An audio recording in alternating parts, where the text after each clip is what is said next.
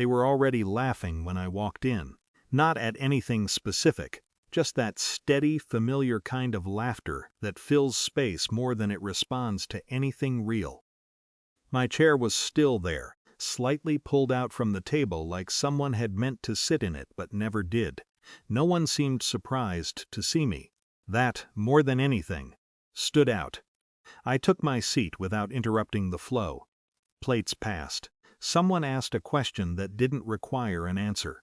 It all moved around me, not toward me. Then my father said it, almost as an afterthought.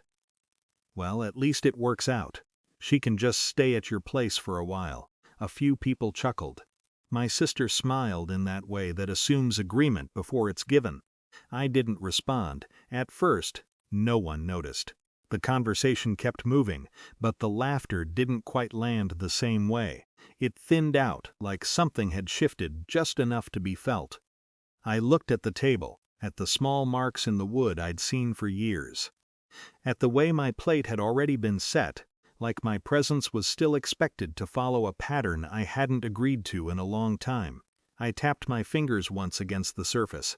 Not loudly, just enough to gather my own thoughts. "Funny thing," I said, evenly. "I haven't even been living there for weeks." It wasn't dramatic. I didn't look up right away. The silence came in slowly this time. Not immediate.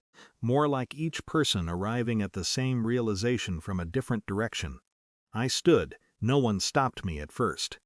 That was consistent, at least. I reached the hallway before my mother's voice followed. "Hold on. Then where exactly have you been staying?" I paused, hand near the door, but I didn't turn around. The question hung there. Not just curiosity. Something else. A quiet expectation that I would explain myself, fill in the gap, restore the version of me they were used to.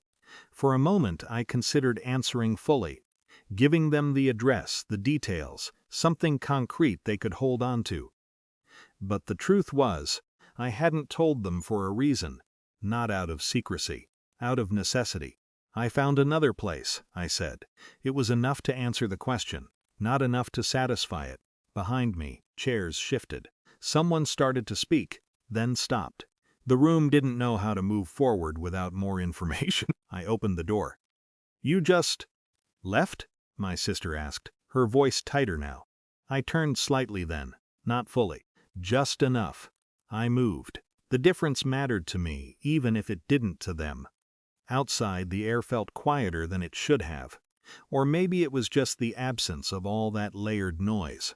I stood there for a second, not rushing to leave. Inside, I could hear them trying to piece it together.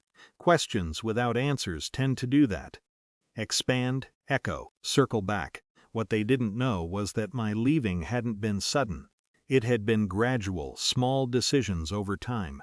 Staying out later, bringing fewer things back, noticing how often my space was spoken about as if it belonged to everyone but me. At some point, it stopped feeling like something I needed to explain, and more like something I needed to act on. There was also the practical side of it. The things tied to my name. The arrangements that had quietly depended on me being there. Those had been addressed already. Not dramatically. Just adjusted. I checked my phone. A message had come through earlier.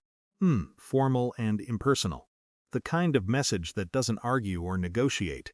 It simply states what is. Inside, their voices rose slightly. Not shouting. Just sharper now. Trying to locate the edges of something that had already moved beyond them. I didn't go back in. There wasn't anything I needed to clarify. If they wanted to understand, they would have to start with the part they had overlooked.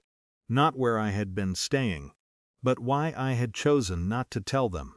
I walked down the path, past the same fence I'd passed 100 times before.